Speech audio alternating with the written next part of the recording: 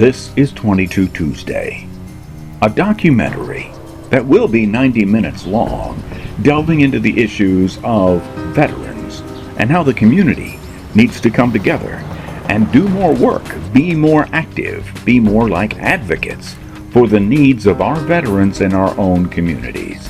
This segment is featuring one Marine who's going to tell you more about what the veterans' needs are. The first question is very simple. The Veterans Administration, what grade would you give them that you believe would be a fair evaluation of their work? Well, for the administrative services through the Veterans Administration of VA, I'd have to say that they get a failing grade. They get a D.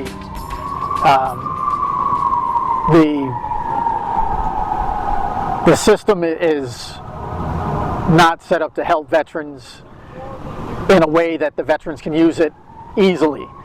It's very difficult to navigate the system and get the benefits, get to the facilities that you need.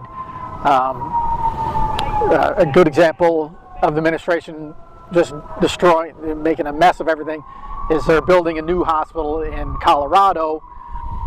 It's millions of dollars over budget. It's years behind schedule, and they are still working on it. And to make it happen, they're taking funding from other regions and other hospitals to fill the shortfalls at that hospital. So now, here in New York, that's situational awareness of being a Marine and a drill instructor. Yeah. So, as I was saying, the Veterans Administration is stealing money from other regions to pay for the shortfalls in Denver, Colorado. So now, veterans in New York are suffering because our services and facilities aren't going to be available for them here where they're needed, because they feel that takes precedence. And so now, if a person needs care, they're not going to get it in a timely fashion. And we all know that their services aren't timely. Well, that statement might in fact be a significant understatement, in that 22 veterans are committing suicide by the Veterans Administration own estimate. That's, for a number of reasons, a dramatically low estimate. But also, an Inspector General has just released a report that 307,000 veterans have died while waiting for care at the Veterans Administration Hospital. 307,000. Well, personally for me, having to wait for the Veterans Administration, I moved from San Diego, from one region to the Northeast to here in New York to another region, and so I had to get disenrolled there and re-enrolled here. Well, it took me 4 months to be re-enrolled here. I hadn't seen a doctor. I was supposed to have an appointment with a doctor, and the doctor retired or quit, and so now I didn't have that doctor. And they told me they didn't know when they were going to get another doctor for me. So I'm taking medications. I was smart enough to get a good supply that would last me 3-4 months, and now it's going to run out. And I told them I need this appointment so I can get my medications refilled. And the person had the audacity to tell me to call back to San Diego to a system that I'm no longer enrolled in to get my medications refilled. And so I asked them if the situation was reversed and I was in San Diego, I had left New York, would they refill my prescription? And they said no. And so I'm like, so what do you expect them to do? They're not going to refill my prescription. You have to refill it. I have to see a doctor here. So that's just one example of the time that goes between a veteran asking for an appointment and a veteran actually getting the appointment. So your story is not unique at all. There are veterans waiting to get in to see the doctor. And not just medical issues, psychiatric issues are significantly a problem. As I understand it, there was a bill that passed the Senate, but it was not without its own share of political intrigue. Apparently one senator was holding it up because of something he didn't like that Obama was doing. So one senator held this bill up. It did become law, but after that senator had finally left office. That bill was about one particular soldier who was trying to get psychiatric help, and after 4 months of trying to get psychiatric help, he had committed suicide. So they have passed a new law, and they are working on some things, but from your opinion and your experience, what is the oversight? What are the elected officials, the House of Representatives, the Senate, what are they doing to provide effective oversight to the Veterans Administration? Well, we've heard horror stories about the Veterans Administration across the country. We heard about problems in Arizona and an alleged death list where veterans were put on a waiting list and were never seen. We've heard of individuals requiring psychiatric care for PTSD and other issues, and they don't get the care. They can't get into a see an appointment. We heard of problems at Walter Reed, and it blossomed until the point of where it's national news, and then that's when Congress, our elected officials, decide to take action. They're too busy, doing anything else, taking care of themselves, taking care of special interests, and not taking care of our veterans. People have made the recommendation. If we want health care to improve for veterans, we need to put congressmen and congresswomen into the VA system so they see how bad it is and how long it takes to be seen and how long it takes to be taken care of and how the care doesn't meet our needs, and they'll change it. But right now, they've got the best health care in the world. In the time that I've been involved in researching the issue of veterans' needs for this project of the documentary, it has become quite clear to me that the veterans organizations and individual vets like yourself are going to help each other. That's not a problem. Right. My question is the community, the civilian population, are they engaged? Are they involved? And if not, why not? Why are they not pitching in and screaming and hollering about what needs to happen here? Well, the average American is more interested, more concerned with their favorite pop star or their favorite sports figure, or what movie they're going to go see. The issue of veterans and what's happening to our veterans and our service members isn't even on their radar. And the only time that they realize that there's a problem is when it gets blown up in the media, and all of a sudden, they're finding out that veterans are dying while waiting for health care, or veterans are committing suicide because they can't get the appropriate care that they need to deal with these issues. And so that's when they see it. Otherwise, they'll be polite. If they see a veteran on the street or at a bar or a restaurant, they'll smile. Sometimes they'll say thank you. But for the most part, they don't even acknowledge you. So we're a non-entity to them. Now, regarding the issue of employment, in my contacting people within the human resources industry, if you will, they're commonly telling me that veterans have to transition and write a resume without so many military terms. I seem to think it's a whole lot deeper than that.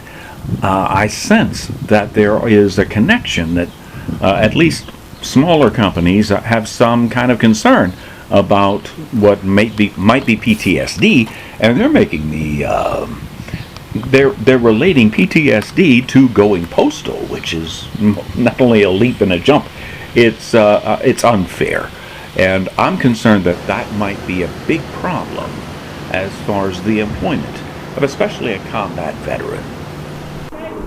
The unemployment rate for veterans is double that of the civilian population.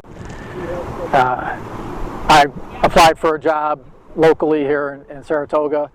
I had several years of experience in the Marine Corps performing that job. When I went to work and I saw practices that they were doing that I wouldn't do in the Marine Corps, that I considered unsafe, and I expressed these ideas to my supervisor dismissed me and said, that we don't worry about that here. This is, it's a different environment, and basically said my experiences in the military were worthless. And so, I wasn't too happy, but I wasn't that upset that I was going to quit. Unfortunately, a few days later, an accident did happen. And immediately, my supervisor revised the policy and implemented exactly what I had said should have been being done originally, because it was safer and people weren't going to be at risk. But it took an accident for them to do it. And so therefore, once, as you said, I was being underutilized in the performance of my job. They didn't take my experiences seriously. And that's a problem, here in New York. I spent 21 years in law enforcement in the Marine Corps. If I want to go and get a weapons permit, none of my training is applicable. They don't accept any of it. I have to take a civilian course here in New York. I could teach the course. I was an instructor in small arms in the Marine Corps. I was an NRA pistol shotgun instructor, and I'm 11th award expert with the rifle and 10th award expert with the pistol. So what is this course going to teach me that I don't already know? Yeah. So another example of underemployment or not being able to be employed. As I said, they want me, if I wanted to get a weapons permit, I'd have to go through their training. Well, additionally, if I wanted to become a law enforcement officer in New York, none of my training crossed over. So they wouldn't accept any of my training. I don't mind having to go through the police academy. I would want to go through an academy and relearn everything to the New York standards. But once again, I have experiences, I have training that's above and beyond just the basic patrolman. But I wouldn't be given any of those responsibilities. I wouldn't be added any benefits.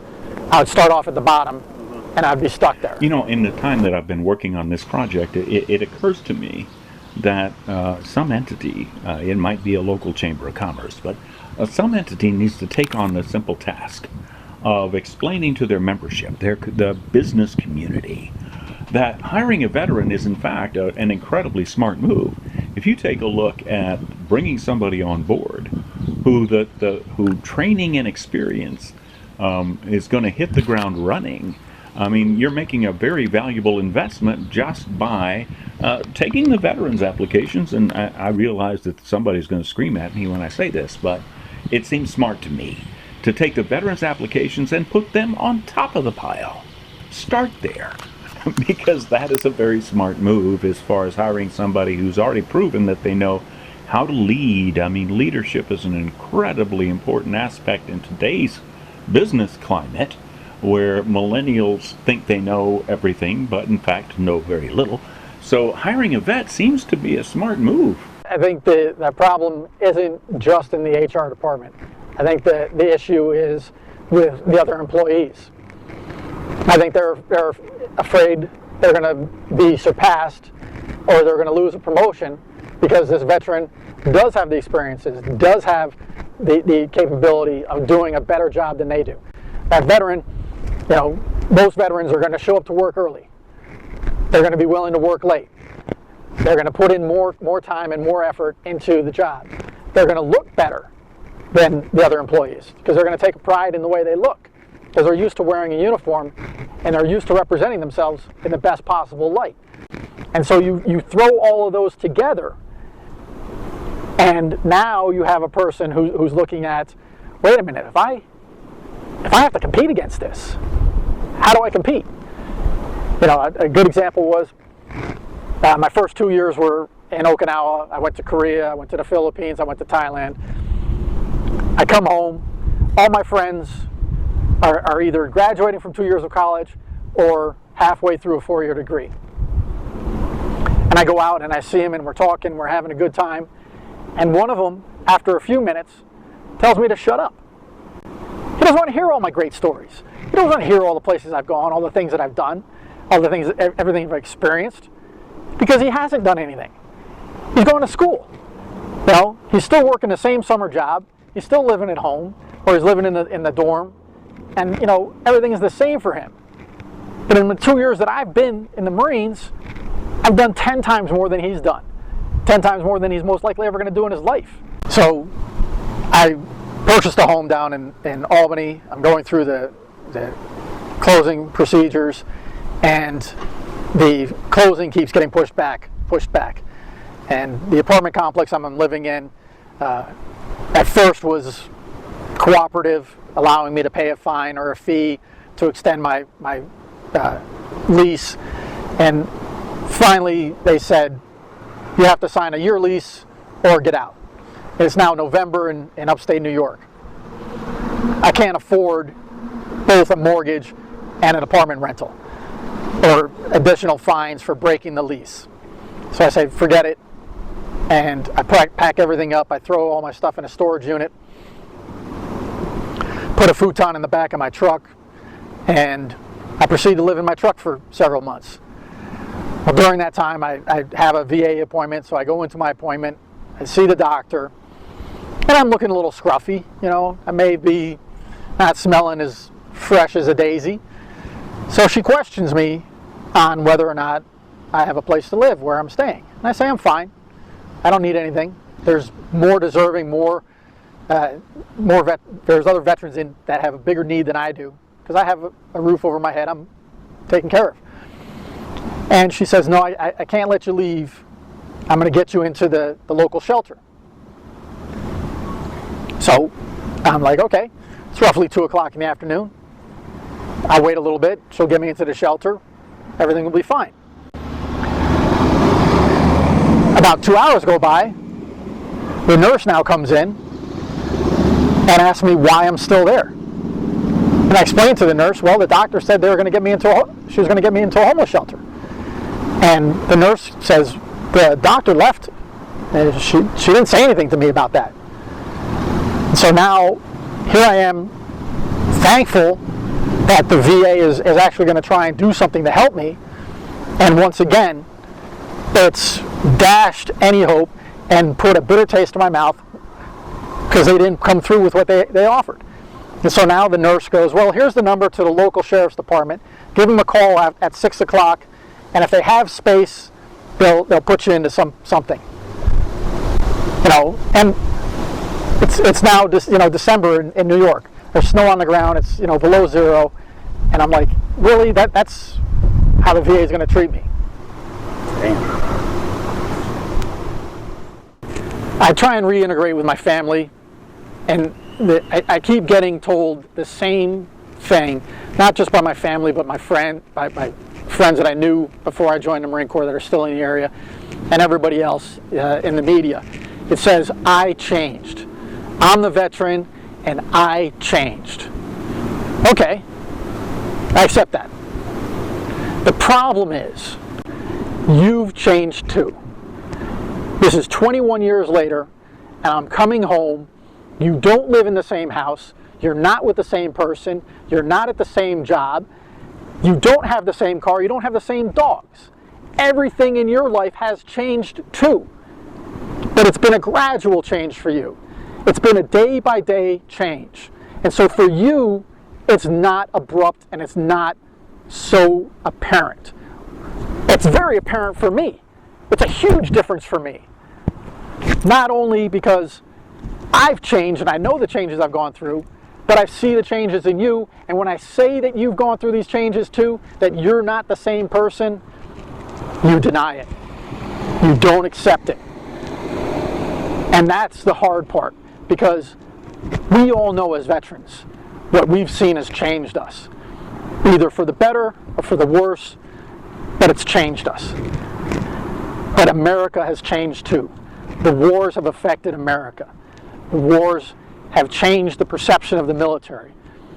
The Vietnam era of our veterans and committing atrocities in South Vietnam aren't the same as the heroic actions that our veterans performed in Iraq and Afghanistan.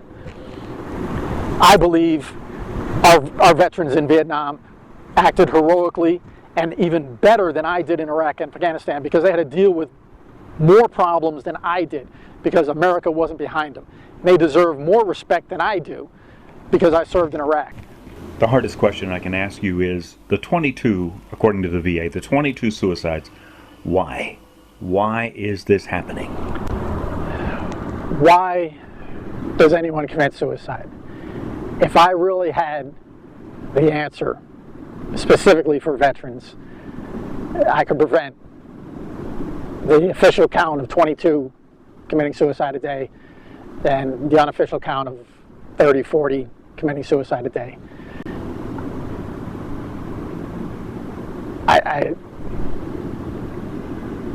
I see the deaths in the news, you hear it in the media, you hear it from friends through Facebook.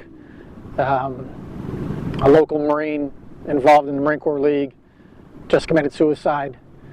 And, you know, the underlying factor a lot of the time is the other veterans don't know.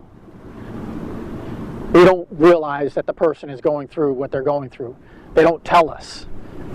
They don't come and ask for help, because one of the things that veterans are, military members are, is we're very prideful.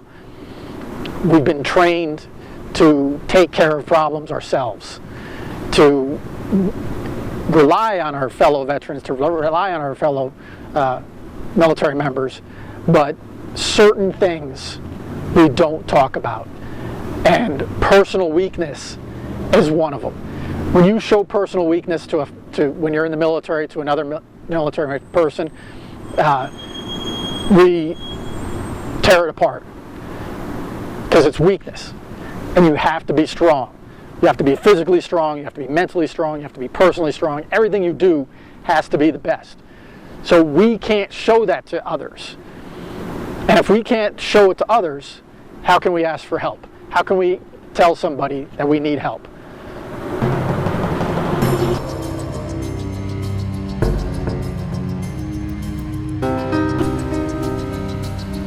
This has been a rough cut of the documentary 22 Tuesday. It needs to be done, and frankly, it needs to be done for specific communities. So this is not going to be one film that's 90 minutes long that tells the whole story for the whole country. We need to focus on specific communities, such as Central New York, such as St. Louis, Missouri. Needs to be a separate film. We need to get to St. Louis and find out what the needs are there. Our plans are also to film in Providence, Rhode Island. Whatever your area is, contact us. 22 Tuesday has a GoFundMe page. If you can't contribute, start talking to people about this. Tell people about this. 22 Tuesday is a film, a story that needs to be told, and we need your help. Let's have an event, a run-a-thon, a walk-a-thon. If you ride a bicycle or a motorcycle, get in touch with us and let's organize a small event where some people chip in some money to get this film done, but are having some fun while they're doing it. The most important thing is that you become more aware of the needs of the veterans in your community. So that's why we are going to produce 22 Tuesday.